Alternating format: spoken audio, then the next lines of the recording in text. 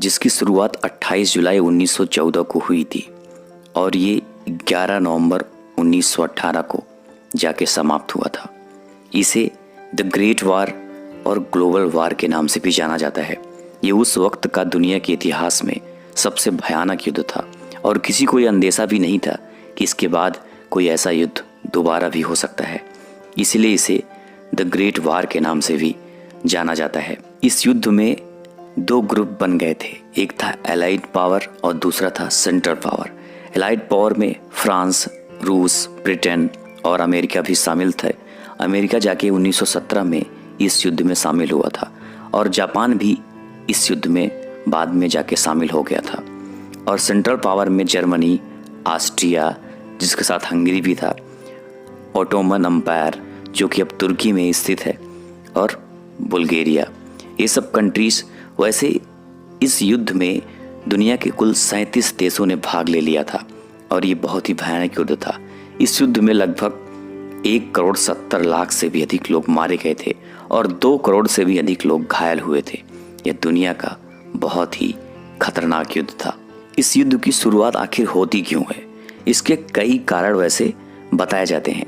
1914 में जो युद्ध शुरू हुआ था उसका जो सबसे प्रमुख कारण था वो था कि ऑस्ट्रिया के एक थे प्रिंस, जो कि फ्यूचर में वहाँ के राजा बनने वाले थे, वो वारिस थे, जिनका नाम था आर्क ड्यूक फ्रांज फर्डिनांड, जो कि वो बोस्निया में अपनी पत्नी के साथ घूमने गए थे, जो कि साइबेरिया का एक इलाका था।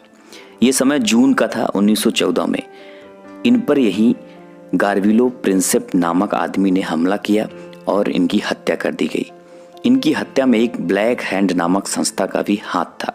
और बस इसी के बाद 28 जुलाई 1914 को ऑस्ट्रेलिया ने साइबेरिया पर हमला कर दिया।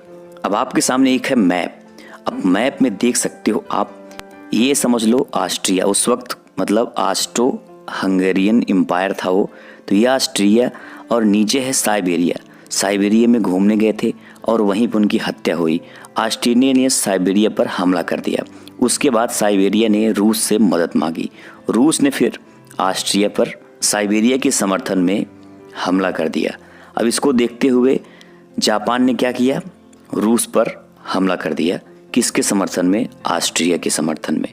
मतलब पूरी दुनिया एक दूसरे के समर्थन में एक दूसरे पर हमला करने लगे। और जो ओटोमन अम्पायर है इसने भी रूस के खिलाफ जंग का ऐलान कर दिया और साइबेरिया पर हमला करना शुरू कर दिया।